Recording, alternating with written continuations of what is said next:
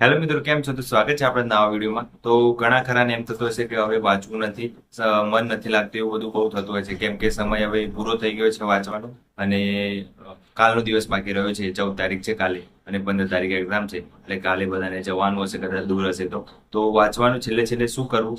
હવે વાંચવાનું તો કઈ છે નહીં, પણ ઉપર ઉપર તમે આમાં હાઇલાઇટ કરી લેશો તો કદાચ એક્ઝામમાં પૂછાઈ શકે, તો તમે એમાં તમને આવડી જશે. તો જનરલ નોલેજની જે કોઈ પણ બુક હોય તમારી જોડે, વર્લ્ડ બોક્સની હોય કે યુવાની હોય, કાચની, કોઈ બી ની હોય, પણ એકવાર નજર મારી લેજો જનરલ નોલેજની જે બુક છે. કેમ કે જીકે છે એ ઇમ્પોર્ટન્ટ છે. જીકેમાં બધું આવી જશે, ઇતિહાસ ભૂગોળ વાંચો બધું. એટલે જીકે ખાસ કરી લેજો. તો આપણે અત્યારે હું તમને થોડું બતાવી દઉં કે જીકેમાં કેટલું ખાસ ખાસ કરવું જોઈએ, તો કદાચ એક્ઝામમાં પૂછાઈ શકે. તો ચલો આપણે જોઈએ. તો આ જનરલ નોલેજની બુક છે, એમાં થોડા ઉપર ઉપર ટોપિક કહી દઉં, અને પછી સામાજિક વિજ્ઞાનની છે એમાં પણ કહી દઉં. તો જનરલમાં જોવા જઈએ તો ગુજરાતના તથ્યોમાં ખાસ કરી દેજો. જેમાં પ્રાચીન નામ છે એ ખાસ કરજો, બરાબર. અને આ જે સૌ પ્રથમ છે, પ્રથમ ખાસ કરી દેજો. ગુજરાત અને ગુજરાત પર પ્રથમ છે એ ખાસ કરી દેજો. અને સરોવર તળાવ કરજો, વાવ કુવાવ કરજો, કેમ કે આપણે કલ્ચરમાં આવે છે એટલા માટે. પછી ગ્રંથાલયો ભંડારો એ ખાસ કરજો, બરાબર. અને સંગ્રહાલયો પણ ખાસ કરજો. એટલે આટલું જે ટોપિક છે આઈએમપી છે એટલે કરી દેજો. ગુજરાતનો ઇતિહાસ શું કરવાનું છે એમાં, મધ્યકાલીન, આધુનિક, એ બધું ખાસ કરવાનું છે. ગુજરાતની ભૂગોળ પણ કરી દેજો. એટલે ગુજરાતનું અર્થતંત્ર પૂછાય એવું નથી. વિવિધ ગુજરાતના વિવિધમાંથી શું કરજો, લોકમેળાઓ ખાસ કરજો, આયોજિત મહોત્સવ કરજો, લોકનૃત્યો ખાસ કરી દેજો. આટલું 3 ખાસ કરજો, કેમ કે પૂછાય એવું છે, ટોપિકમાં આપેલું છે એટલા માટે. અને પછી ગુજરાતી સાહિત્ય કરવાનું લાગતું નથી મારા ખ્યાલથી. ભારતના તથ્યોમાં થોડું જે યોગ્ય લાગે કરી દેજો, કંઈ ખાસ નહીં. ભારતનો ઇતિહાસ કરવાનો છે એટલે ઉપર ઉપર વાંચી લેજો. આખો ઇતિહાસ વાંચવાની જરૂર નથી. આમાં જેટલું આપેલું છે એટલું નોર્મલ કરી લેજો. કદાચ વન લાઇનરમાં પેપર આવે તો પૂછાઈ શકે છે, બરાબર.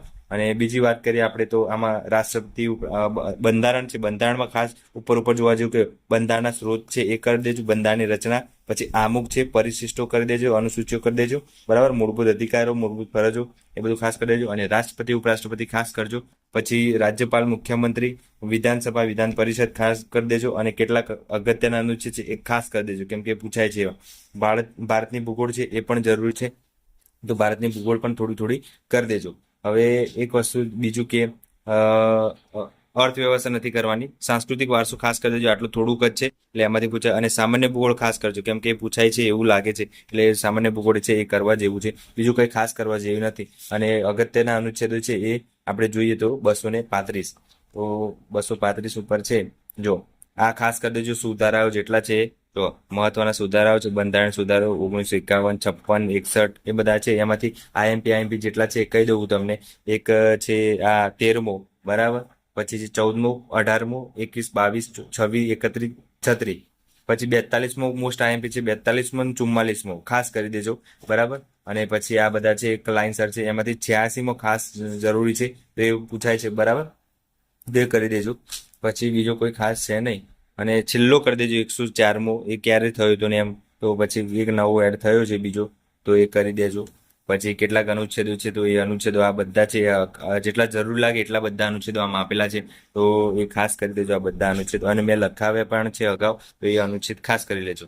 તો હવે આપણે બીજી વાત કરીએ કે આ સામાજિક વિજ્ઞાન છે. આ સામાજિક વિજ્ઞાન જેના જોડે હશે 6 થી 10ની, એ ખાસ વાંચી લેજો, કેમ કે આમાંથી બધા મોસ્ટ ઓફ ક્વેશ્ચનો આવતા હોય છે. એટલે હવે એકવાર ફટાફટ ઉપર ઉપર કેવી રીતે રિવિઝન કરવું, તો આવી રીતે રિવિઝન કરવાનું સિમ્પલ. જુઓ, જેમ કે આપણે આ વાંચીએ છીએ તો આજે હિમાલય પર્વતમાં ભુજ અને વૃક્ષની પાતળી આંતરછાલ પર લખાતું, એવું બધું, બરાબર. જેટલું આપણે હાઇલાઇટ કર્યું એમ જો હેમચંદ્રજી લાઇબ્રેરી પાટણ. પછી આ આર્કોલોજિસ્ટ કહેવાય છે, બરાબર. પછી આપણે સીધા અહીંયા આવી જઈએ તો ક્યાંથી બધી વસ્તુ મળી જાય. કદમ મેહરગઢ પછી, બરાબર. આ બધું મળે. ઇનામ ગામમાંથી બાળકના મૃતદેહો મળે છે.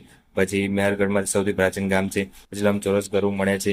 મહારાષ્ટ્રના ઇનામ ગામ પાસે બાળકનું મૃતદેહ અવશેષો મળે છે. બસ એવું બધું આઈએમપી સિંધુ પંજાબમાંથી 1920-21 ખોદકામ નગરો 2 મળ્યા હતા. એના ફટાફટ વાંચી લેશો તો આ જે આ બુક છે એ ખાસ જરૂરી છે. અને આમાં જે આ કોઠા આપ્યા હોય એ ખાસ કરી દેજો. આ જે કોઠા ચોરસ આપેલા છે એક બોક્સમાં, એ બધા ખાસ કરવાના, કેમ કે એમાંથી પ્રશ્નો ખાસ બનતા હોય છે વારંવાર. જો આ છે. પછી બીજું છે, એક મિનિટ બતાવી દઉં બીજા. જેમ કે આવી રીતના કોઠા છે. પછી આ રીતના છે. સ્ટેચ્યુ ઓફ યુનિટી વિશે આપેલું છે. પછી અહીંયા જો આ કોઠો છે. તાપી નદી કયો કયો બંધ બંધાયો છે, આ ખાસ કરી દેજો. બંધ પૂછાય છે એટલે, તો તાપી નદી ઉપર આ બંધ, મય નદી ઉપર આ બધા બંધ બંધાયો છે, તો આ બધા બંધો ખાસ પૂછાય છે. અને અત્યારે એવું થતું હોય કે વાંચવાનું ટાઈમ કંટાળો આવતો તો પણ એકવાર નજર મારી લેજો ખાલી. વાંચવાનું ભલે ના થતું હોય તો રિવિઝન થઈ જાય. બીજું કંઈ નહીં, યાદ આવી જાય એક્ઝામમાં. બીજું કંઈ છે નહીં. અને વિડીયો ગમે તો લાઈક અને સબસ્ક્રાઈબ કરી દેજો.